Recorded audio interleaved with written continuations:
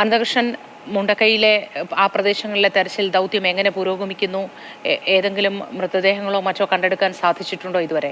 മോത്തി, മുണ്ടക്കൈ കേന്ദ്രീകരിച്ചാണ് ഇന്നിപ്പം വലിയ പരിശോധനയും രക്ഷാപ്രവർത്തനങ്ങളും നടക്കുന്നത്. പിന്നെ സജിയ, ഈ റോഡൊന്ന് കാണിച്ചു കൊടുക്കും. ഈ റോഡ് ഈ മുണ്ടക്കൈ ജംഗ്ഷനിൽ നിന്ന്, നമ്മൾ നേരത്തെ കാണിച്ച ആ ജംഗ്ഷനിൽ നിന്ന് ഉള്ളിലേക്ക് ഈ ഉരുൾ വന്ന വഴിയിലൂടെ മുകളിലേക്ക് ഒരു റോഡുണ്ട്. ആ റോഡ് ഇപ്പോൾ ക്ലിയർ ചെയ്തിട്ടുണ്ട് ഈ JCB ഉപയോഗിച്ച്. ഇവിടെ മുഴുവൻ ചെളിയായിരുന്നു. അത് മാറ്റി മുന്നോട്ട് രക്ഷാപ്രവർത്തനം സംഘങ്ങൾ പോവുകയാണ്. അവിടെയൊക്കെ കുറേ വീടുകൾ പിൻവശത്ത് നശിച്ചിട്ടുണ്ട്. അത് ഇവിടെ നിന്നാൽ ഈ ഉരുൾപൊട്ടലിൻ്റെ ഒരു ഭീകര ദൃശ്യം കുറച്ചുകൂടി കാണാൻ കഴിയും. മുകളിൽ നിന്ന്, മുണ്ടക്കയിൽ നിന്ന് ചൂരൽമലയിലേക്ക് ഒഴുകുന്ന ആ ഉരുൾ പോയ വഴിയാണ് ഈ ദൃശ്യങ്ങളിൽ കാണുന്നത്. അത്ര മേൽ ഘോരമായ ഒരു ദൃശ്യം. കുന്നെല്ലാം ഇടിഞ്ഞ് ഇനിയും കടപുഴകി വീഴാനായി ഇങ്ങനെ നിൽക്കുന്ന വൃക്ഷങ്ങൾ, കുത്തിയൊലിച്ചു പോകുന്ന ചൂരൽമല പുഴ, ആ സ്ട്രീമിലെല്ലാം രക്ഷാപ്രവർത്തകർ ശരീരങ്ങൾ തേടുന്നുണ്ട്. അതിവിടെ നിന്നാൽ കാണാം. ആ മൺതിട്ടയിൽ JCB ഉപയോഗിച്ച് മണ്ണ് മാന്തി നോക്കുന്നുണ്ട്. അതിന് തൊട്ട് മുകളിൽ 3 JCB ഉണ്ട്. ആ സ്ഥലം, ആ മഞ്ഞ JCB നിൽക്കുന്ന സ്ഥലമായിരുന്നു നമ്മൾ നേരത്തെ ഒരു 12 കുടുംബങ്ങൾ താമസിച്ചിരുന്ന 3 പാടികൾ പോയ സ്ഥലം. അവിടെയാണ് ആ പരിശോധന നടക്കുന്നത്. അതിന് താഴെയും വീടുകളായിരുന്നു. ഈ കാണുന്ന ഈ ഇപ്പോൾ മനുഷ്യർ നിൽക്കുന്ന ആ കളറുകളുള്ള റെയിൻകോട്ടുകൾ അണിഞ്ഞ മനുഷ്യർ നിൽക്കുന്ന ഭാഗങ്ങളിലെല്ലാം വീടുകളായിരുന്നു. ആ വീടുകളുള്ള സ്ഥലങ്ങളിലാണ് അവർ പരിശോധന നടത്തുന്നത്. ഉള്ളിലേക്കിറങ്ങി പുഴയുടെ നടുഭാഗത്തും പരിശോധന നടത്തുന്നുണ്ട്. പക്ഷെ അവിടെയെല്ലാം പ്രശ്നം വലിയ പാറക്കല്ലുകളാണ്, ഉരുളൻ പാറക്കല്ലുകളാണ്. അതിനിടയിലൊക്കെ മനുഷ്യർ പെട്ടുപോയിട്ടുണ്ടെങ്കിൽ കണ്ടെത്തുക പ്രയാസമാണെങ്കിലും അവർ കയ്യിലുള്ള ഈ വലിയ കമ്പിയൊക്കെ ഉപയോഗിച്ച് പാറ പൊക്കിയൊക്കെ നോക്കുന്നുണ്ട്. ആ പരിശോധനകളാണ് നടക്കുന്നത്. ഏതായാലും ഇവിടെ നിന്ന് മുകളിലേക്ക് ഇവിടെ എല്ലാം തകർത്തെറിഞ്ഞുകൊണ്ടാണ് ഈ പ്രകൃതി താണ്ഡവമാടി എന്നൊക്കെ പറയുന്ന അക്ഷരാർത്ഥത്തിൽ ശരിയാകുന്നത് ഈ മുണ്ടക്കൈയിലെത്തുമ്പോഴാണ്, ഈ ദൃശ്യങ്ങൾ കാണുമ്പോഴാണ് നമുക്കത് വ്യക്തമാവുന്നത്. ദൂരെ ഈ രക്ഷാസേനകൾ വരിയായി പോകുന്നത് കാണാം. അത് ആ പുഴയുടെ മറു സൈഡിലേക്ക് രക്ഷാപ്രവർത്തകർ പോകുന്നതാണ്. അപ്പോൾ മുണ്ടക്കൈ മുതൽ, ഞാൻ നേരത്തെ പറഞ്ഞിരുന്നു, രാവിലെ 6 സോണുകൾ തിരിച്ചാണ് പരിശോധന നടക്കുന്നത്. മുകളിൽ നിന്ന് പുഞ്ചിരിവട്ടം മുതൽ ചൂരൽമല വരെ, ചൂരൽമല പുഴയുടെ അവസാനത്തെ താഴത്തെ ഭാഗം വരെ 6 സോണുകളാണ്. അതിലെ 2ാമത്തെ സോണാണ് നമ്മളിപ്പോൾ നിൽക്കുന്നത്.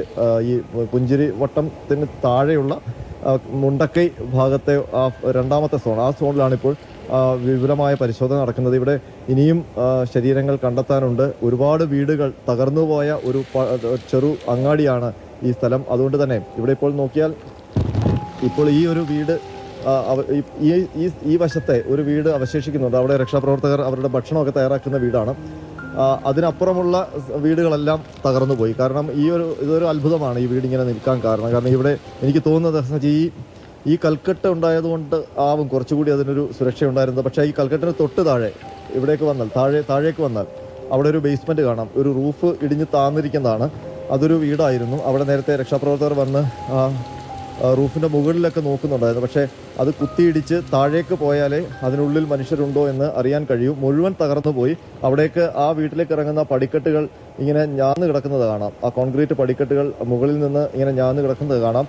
ഈ പുഴയുടെ മുകളിലേക്ക് പോകുന്തോറും നമുക്ക് ഇത്തരം നമ്മളെ സങ്കടപ്പെടുത്തുന്ന, നമ്മളെ വേദനിപ്പിക്കുന്ന ഒരുപാട് ദൃശ്യങ്ങളാണ്. ഒരു കാറ് തകർന്ന് തരിപ്പണമായി കിടക്കുന്നതാണ് ഈ വീടിൻ്റെ മുന്നിൽ. ആ പുഴയിൽ ഒരുപക്ഷെ മുകളിൽ നിന്ന് അത് ഒഴുകി വന്നതാകാം.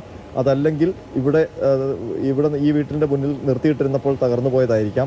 ഇങ്ങനെ ഒരുപാട് വാഹനങ്ങളാണ് ഇവിടെ. എന്താണെന്ന് വെച്ചാൽ ഈ മുണ്ടക്കൈ ഭാഗത്ത് എസ്റ്റേറ്റ് മേഖലയൊക്കെ ആയതുകൊണ്ട് ഒരുപാട് ജീപ്പ് ഡ്രൈവർമാരുണ്ടായിരുന്നു. അവർക്കെല്ലാം സ്വന്തമായിട്ട് ജീപ്പ് ഉണ്ടായിരുന്നു.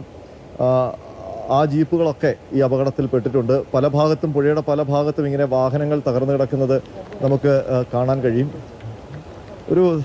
നമുക്ക് കണ്ട് അധികം സമയം നിൽക്കാൻ പറ്റാത്തൊരു കാഴ്ചയാണ് ഇവിടെ. ഏതായാലും ഇന്ന് വ്യാപകമായ പരിശോധന ഇവിടെ നടക്കുകയാണ്.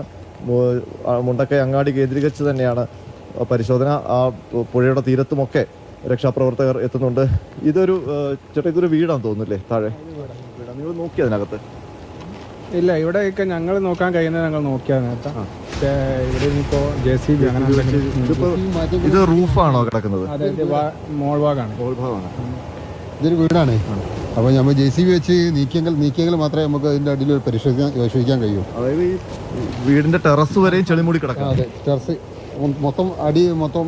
ഇതിനകത്ത് മനുഷ്യരുണ്ടെങ്കിൽ ഒരുപക്ഷെ രക്ഷപ്പെടാൻ സമയം കിട്ടിക്കാണല്ലേ? ഈ താഴെ നിന്ന് മുകളിലേക്ക് വരാൻ കിട്ടിക്കാണൂല. ഏതായാലും അവിടെ ഇതിൻ്റെ ഉള്ളിൽ ആരും ഉണ്ടെങ്കിൽ തന്നെ നമ്മൾ പരിശോധിക്കണമെങ്കിൽ ഇത് JCB വെച്ചിട്ട് വലിച്ചിട്ട് നമ്മൾ പരിശോധിക്കാൻ കഴിയും. മോത്തി, ഞാൻ നേരത്തെ കാണിച്ച വീടാണ്. അതിന്റെ ടെറസ് വരെയും ചെളി മൂടി കിടക്കുകയാണ്. അതിന്റെ അടിയിലേക്ക് ഇറങ്ങാൻ പറ്റില്ല രക്ഷാപ്രവർത്തകർക്ക്. ഇനി JCB കൊണ്ടുവന്ന് ഈ ചെളി മുഴുവൻ മാറ്റണം. ഇതിന് ഉള്ളിൽ മനുഷ്യരുണ്ടായിരുന്നെങ്കിൽ അവർക്ക് രക്ഷപ്പെടാനൊക്കെ സാധ്യത കുറവാണ്. കാരണം മുകളിലേക്ക് ഓടിക്കയറുക ഈ ഒരു ചെറിയ കോൺക്രീറ്റ് പടവ് മാത്രമേ ഉള്ളൂ. അതുവഴി ഓടിക്കയറാനൊക്കെ പാടാണ്. അതുകൊണ്ട് അവരൊക്കെ അപകടത്തിൽപ്പെട്ടിട്ടുണ്ടാകണം. ഇനി ഇത് ഇളക്കി, ഈ കോൺക്രീറ്റ് സ്ലാബുകൾ ഇളക്കി അതിന്റെ ടെറസ് പൊട്ടിച്ച് ഉള്ളിൽ നിന്ന് ചെളിയെടുത്താൽ മാത്രമേ അതിനുള്ളിൽ ശരീരങ്ങളുണ്ടോ എന്ന് അറിയാൻ കഴിയൂ. ഈ രീതിയിലാണ് ഇവിടുത്തെ അവസ്ഥ. ഓരോ വീടുകളും തകർന്ന് തരിപ്പണമായവ, ചെളിയിൽ പൂണ്ടുപോയവ, പകുതി തകർന്നവ, അങ്ങനെ കാണാനേ ഇല്ലാത്ത വീടുകൾ, അങ്ങനെ ഒരുപാട് ദുരന്ത ചിത്രങ്ങളാണ് ഈ ഭൂമിയിൽ നിന്ന് നമുക്ക് കാണാൻ കഴിയുന്നത്. മോത്തി.